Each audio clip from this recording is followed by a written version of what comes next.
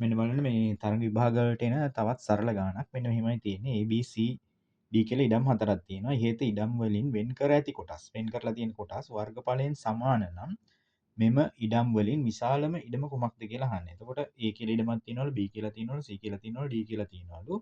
එයාලගේ මේ වෙන් කරලා තියෙන කොටස් වර්ගඵලයෙන් සමානයිලු. එතකොට අපෙන් අහනවා එහෙනම් මෙතනින් විශාලම ඉඩම කුමක්ද කියලා. එතකොට දැන් බලන්න වෙනස් හරයන් තියෙන ටිකන්නේ තියෙන්නේ. අපි මෙහෙන් ලියාගෙන ඉමුකෝ අපි. මෙතන තියෙනවා එක ඉඩමක් තියෙනවා 3න් 2ක් තියෙනවා. 3න් 2ක් තියෙනවා. තව ඉඩමක් තියෙනවා 5න් 4ක් තියෙනවා. තව ඉඩමක් තියෙනවා 4න් 3ක් තියෙනවා. තව ඉඩමක් තියෙනවා 6න් 5ක් තියෙනවා. දැන් මේ විදිහට ඉඩම් හතරක් තියෙනවා. එතකොට මෙයාලගේ මේ හරයන් සමාන නැහැ. ඒතර අපි දැන් මේ ඉඩම් වල මේ වෙන් කරපු කොටස් ඔක්කොම සමානයි කියලා කියනවා මෙයාලා. හරිද? එතකොට අපි දැන් එහෙනම් මේකේ හරයන් ටික සමාන කරගත්තොත් අපිට මෙතනින් කොයිකද විශාලම ඉඩම කියලා හොයාගන්න පුළුවන්. එහෙනම් අපි හරයන් සමාන කරන්න නම් මේක මොකද කරන්න ඕනි? මේ 3 වරක් 5 15යි 15 සරක් 4 කීයද? 15 සරක් 4 60යිනේ. එතකොට 66 නුත් බෙදෙනවනේ. එහෙනම් ගන්නවා අපි පොදු හරය විදිහට 60 ගන්නවා. 60 අරගෙන මේ ගාන හදන්න පුළුවන්. රයිට් 60 ගත්ත කියන්නකෝ. එතකොට දැන් 3ෙන් බෙදුවම 60 කීයද? 20යි. එහෙනම් මේක 20ෙන් වැඩි වෙන්න ඕනේ. 20ෙන් වැඩි වුණාම කීයද? 20 ඒවා දෙකක් 40යි. මේ 65ෙන් බෙදුවම කීයද? 65ෙන් බෙදුවම කීයද? 65ෙන් බෙදුවම 12යි. එහෙනම් 12ක් මේක වැඩි වෙන්න ඕනේ 12ෙන්. 12 සරක් 4 කීයද?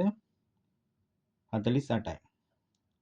මේක 64ෙන් බෙදුවම කීයද? 15යි. එහෙනම් මේක වැඩි වෙන්න ඕනේ 15ෙන්. 15ෙන් වැඩි කරාම 15 සරක් 3 45යි. එතකොට 66ෙන් බෙදුවම 10යි. 10 වැඩි වෙන්න ඕනේ. මේක 10ෙන් වැඩි වෙනවා. 10 වරක් 5 50යි. මෙන්න මේ විදිහට තමයි ආව ඉඩම්. හතර. එතකොට මෙතන තියෙන කුඩාම හරය කෝකද? මේ කුඩාම ලවය කෝකද? කුඩාම ලවය තමයි මේක. එතකොට හිතන්නකෝ දැන් ඉඩමක් තියෙනවා කියලා මෙහෙම. ඉඩමෙන් දැන් මේක ඉඩම නම් ඉඩමෙන් මේ නිවස හදන්න යන ඉඩ පොඩි වුණොත් එහෙම පොඩිම වුණොත් එහෙම තමයි ඉඩම ඉතුරු ටික විශාල වෙන්නේ. එහෙනම් දැන් මේක නිවසක් හදන්න ගිය ඉඩ ප්‍රමාණයක් කියලා හිතන්න. දැන් 48ක් ගියොත් මීට වැඩි ලොකු වෙනවා. 45ක් ගියොත් තව ටිකක් ලොකු වෙනවා. 50ක් ගියොත් මේකෙන් භාගයක් වෙනවා. එහෙනම් ඉඩමෙන් අඩුවෙන්ම ගිහිල්ලා තියෙන්නේ පළවෙනි එක. ඒ කියන්නේ A කියන ඉඩමට තමයි ගිහිල්ලා තියෙන්නේ. මෙයාටනේ ගිහින් තියෙන්නේ. මේ A කියන එක්කෙනාට තමයි ගිහින් තියෙන්නේ. එහෙනම් මෙතන තියෙන විශාලම ඉඩම තමයි A. මොකද ලවයේ කුඩාම එක්කෙනා තමයි මෙතන විශාලම වෙන්නේ හරය සමාන කරගත්තම. right. එහෙනම් කවුද මෙතන විශාලම ඉඩම? A කියන ඉඩම තමයි මෙතන විශාලම. මොකද එයාගේ තමයි ලවයේ කුඩාම හරයන් සමාන වුණාම ලවයේ කුඩාම එක්කෙනා තමයි මොකද වෙන්නේ මේ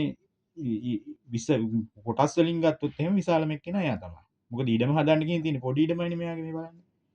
ලවයේ මෙතන කුඩාම ලවයක් ගිහින් තියෙන්නේ මෙයාට. එතකොට මෙයා තමයි මෙතන විශාලම වෙන්නේ. එහෙනම් සියලු දෙනාටම ජය වේවා.